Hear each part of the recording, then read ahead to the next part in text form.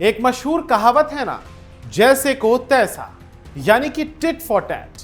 भारत ने अपने पड़ोसी पाकिस्तान को करारा जवाब दिया है, लेकिन यह कार्रवाई एक तरफा नहीं की गई है। पहले पाकिस्तान ने ही भारत को उकसाने के लिए इस्लामाबाद में एक ऐसी ही कार्रवाई की थी, जिसके बाद भारत ने भी मुंह तोड़ जवाब देते हुए राजधानी नई दिल्ली में बड़ी कार्रवाई की है। तो क्या है वो कार्रवाई जिसकी देश भर में चर्चा हो रही है? चलिए आपको विस्तार से बताते हैं। नमस्कार, मैं हूं स्वप्निल वर्मा और आप सभी देख रहे हैं कैपिटल टीवी। दरअसल देश की राजधानी में मौजूद है पाकिस्तानी हाई कमीशन, जहां से बाहरी सुरक्षा घेरा हटा दिया गया है।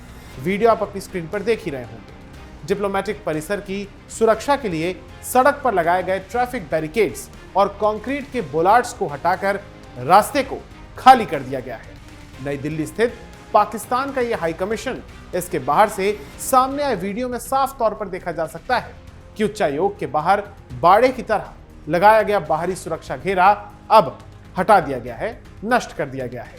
अधिकारियों ने ट्रैफिक बोलार्ड और बैरिकेड्स भी हटा दिए हैं, जिससे काफी जगह खुलकर अब सामने आ गई है। पहले इस डिप्लोमेटिक परिसर की सुरक्षा के कारण यहां पर घेरा बनाकर रखा जाता था, ताकि कोई अंदर ना आ जाए या कुछ वस्तु अंदर ना आए। दिल्ली में पाकिस्तान हाई कमीशन के बाहर बने हुए अवैध ढांचों को बुधवार की देर रात ही हटाया गया है। अधिकारियों के मुताबिक ये ढांचे हाई कमीशन की तय सीमा से बाहर बने थे, यानी कि अवैध अतिक्रमण था। पाकिस्तान हाई कमीशन का ऑफिस दिल्ली के चाणक्यपुरी के शांति पथ पर है। यहां पर बैरिकेडिंग, फेंसिंग और वीजा सेक्शन के पास कतार प्रबंधन के लिए, यानी कि क्यू मैनेजमेंट के लिए बनाए गए ढांचे भी हटा दिए गए। ये कार्रवाई, ये एक्शन ऐसे समय में हुआ है जब 2 दिन पहले ही पाकिस्तान की राजधानी इस्लामाबाद में भारत के हाई कमीशन के बाहर लगाए गए सुरक्षा बैरिकेडिंग और पार्किंग पोल हटा दिए गए थे। एजेंसियों ने जेसीबी की मदद से हाई कमीशन के बाहर यह कार्रवाई की। तस्वीरों और वीडियोस में आप साफ तौर पर देख सकते हैं कि टूटी हुई रेलिंग, गेट्स, लोहे के फ्रेम, छत की चादरें, ईंट और कंक्रीट के टुकड़े बिखरे हुए सड़क पर पड़े हुए हैं। बाहरी हिस्से की सफेद मेटल की फेंसिंग और कुछ कोरुगेटेड रूफिंग भी हटा दी गई है। लेकिन बुलडोजर एक्शन हाई कमीशन की मेन बिल्डिंग तक नहीं हुआ है। तो सोशल मीडिया पर कुछ जो दावे किए जा रहे हैं कि पाकिस्तान के हाई कमीशन को उड़ा दिया गया, ऐसा कुछ नहीं है। और मेन गेट, इमारत की जो है सफेद दीवारें और पाकिस्तान का जो निशान वाला बड़ा प्रवेश द्वार है, जहां पर उनका चिन्ह लगा हुआ है, राष्ट्रीय चिन्ह, वो सब कुछ सुरक्षित है।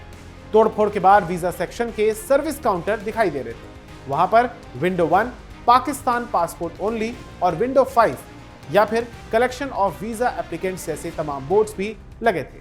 यानी भारत ने पाकिस्तान को उसी की भाषा में जवाब दिया है।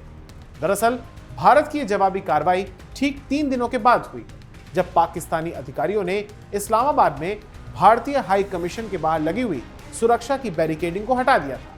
भारत द्वारा दर्ज कराए गए कड़े विरोध के बावजूद यह कदम उठाया गया था। नई दिल्ली में स्थानीय अधिकारियों का यह अहम कदम दक्षिण एशियाई देशों के बीच चल रहे डिप्लोमेटिक तनाव के बीच उठाया गया है। वैसे भारत की सिर्फ इस कार्रवाई से ही नहीं, बल्कि पाकिस्तान का दिल तो और वजहों से भी दुखा होगा। बल्कि 19 अगस्त को ही अमेरिका के भारत में राजदूत सर्जियो गौर की टिप्पणी से भी उसे मिर्ची जरूर लगी होगी, क्योंकि अमेरिकी राजदूत सर्जियो गौर ने बुधवार को कहा कि जम्मू कश्मीर भारत का अहम हिस्सा है। उन्होंने यहां तक कहा कि वो पहली बार इस जगह का दौरा कर रहे हैं। ये खूबसूरत जगह है। इस दौरान उन्होंने मुख्यमंत्री उमर अब्दुल्ला से भी मुलाकात की। इस बीच पाकिस्तान ने भी कड़ी प्रतिक्रिया देते हुए सर्जियो गौर के बयान पर ऐतराज जताया और कहा कि सार्वजनिक मंचों पर ऐसे बयानों को देना ठीक नहीं है। कश्मीर की स्थिति का ध्यान रखा जाए। आर्टिकल 370 हटने के बाद यह किसी भी अमेरिकी राजदूत का पहला दौरा था। इससे पहले 9 जनवरी 2020 में तत्कालीन अमेरिकी राजदूत केनेथ जस्टर 15 देशों के सरकारी डेलीगेशन के साथ कश्मीर गए थे, जिसके बाद भी पाकिस्तान ने इस्लामाबाद में अमेरिकी राजनयिक को तलब कर भारत में अमेरिकी राजदूत सर्जियो गौर के जम्मू कश्मीर दौरे का विरोध किया। पाकिस्तान ने सर्जियो गौर के बयान पर भी कड़ी आपत्ति जताई और इस बयान को खारिज कर दिया। पाकिस्तान के विदेश मंत्रालय ने यह दोहराया कि जम्मू कश्मीर का समाधान संयुक्त राष्ट्र के प्रस्तावों के तहत ही होना चाहिए। पाकिस्तान ने अमेरिका से आग्रह किया है कि वो अपने सार्वजनिक बयानों में कश्मीर की स्थिति का ध्यान रखें। तो आपको साफ तौर पर दिख रहा होगा कि किस तरीके से पाकिस्तान को मिर्ची लगी। अब आपको भारत में पाकिस्तानी हाई कमीशन का इतिहास भी विस्तार से बताते हैं। तो 1947 के बाद जब दोनों देश आजाद हुए तो बंटवारे के बाद दोनों देशों ने एक दूसरे की राजधानियों में राष्ट्रनायक मिशन स्थापित किए ताकि आपसी सहयोग, लोकतंत्र और शांति को बढ़ावा दिया जाता रहे। जाहिर सी बात है कि पाकिस्तान की डिक्शनरी में अमन और सहयोग जैसी चीजें नहीं हैं और उसने हमेशा से ही भारत की पीठ पर छुरा घोंपा। खैर, स्थापना के शुरुआती सालों में पाकिस्तान की ये मिशन दिल्ली में ही पुराने किले के पास थे, जहां पर आज दिल्ली हाई कोर्ट का परिसर है। फिर इसके बाद 50 के दशक में जब चाणक्यपुरी का डिप्लोमेटिक एन्क्लेव विकसित हुआ, जब डेवलपमेंट हो रहा था उस एरिया के अंदर, तो ये जो पाकिस्तान का मौजूदा हाई कमीशन परिसर है ये भी वहां पर शिफ्ट हुआ। हालांकि ऐसा नहीं रहा कि दोनों देशों के रिश्ते हमेशा ही खुशहाल रहे। भारत और पाकिस्तान के बीच 4 युद्ध हो चुके हैं, जिनमें 1947 और उसके बाद फिर 65 का युद्ध, 71 की जंग के बाद 5 साल के लिए दोनों के रिश्ते टूट गए थे। जाहिर सी बात है पाकिस्तान खुद भी टूट चुका था और बांग्लादेश का जन्म हो चुका था, लिहाजा 1976 से पहले तक संबंध खराब रहे और बाद में दोबारा बहाल हो सके। हालांकि इस बीच पाकिस्तान का यह हाई कमीशन एम्बेसी भी कहलाया जाने लगा, क्योंकि 1972 से लेकर वर्ष 1989 के दौरान पाकिस्तान के राष्ट्रमंडल देशों से बाहर रहने के कारण ऐसा हुआ था। कई बार भारत के लोगों ने पाकिस्तानी हाई कमीशन के बाहर जमकर प्रदर्शन भी किया है। वैसे हाल ही में एक सर्वे भी सामने आया था जिसमें 10 में से 9 पाकिस्तानी भारत को खतरा मानते हैं। भारतीय भी अपना सबसे बड़ा दुश्मन पाकिस्तान को ही मानते हैं इस सर्वे के अनुसार। प्यू रिसर्च के इस सर्वे में यह भी कहा गया कि दोनों देशों के लोग पड़ोसी के साथ अच्छे रिश्ते तो चाहते हैं, लेकिन दोनों के बीच विश्वास की यानी कि भरोसे की कमी है। प्यू के सर्वे के मुताबिक भारत में पाकिस्तान को लेकर अलग अलग समुदायों में राय एक जैसी नहीं है।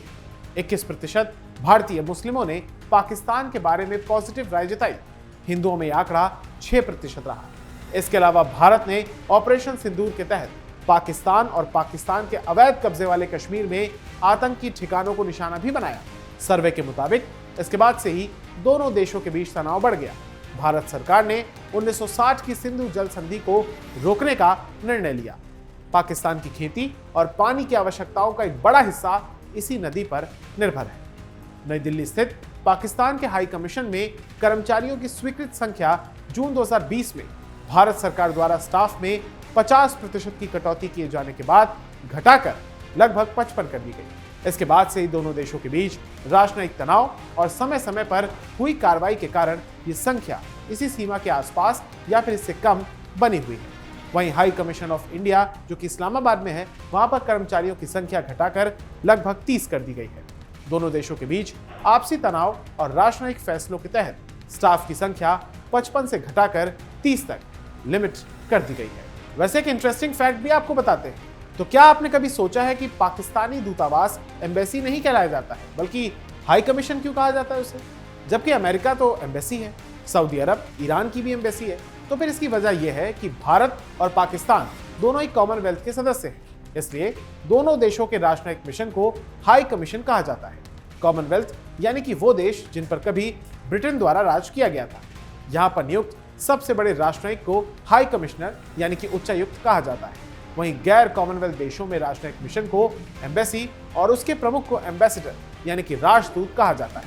दोनों का काम लगभग एक जैसा होता है, अंतर मुख्य रूप से नाम और राजनयिक परंपराओं का है। कॉमनवेल्थ 56 स्वतंत्र देश जो कि समान देश हैं उनका संगठन है।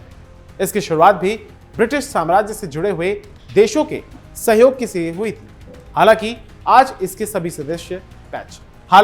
इसके सभी सदस्य देश पूरे तरीके से स्वतंत्र हैं और अपनी सरकार, विदेश नीति और दूसरे फैसले खुद लेते हैं। इसलिए हाई कमीशन शब्द का प्रयोग आज किसी देश के ब्रिटेन के अधीन होने को नहीं दर्शाता है।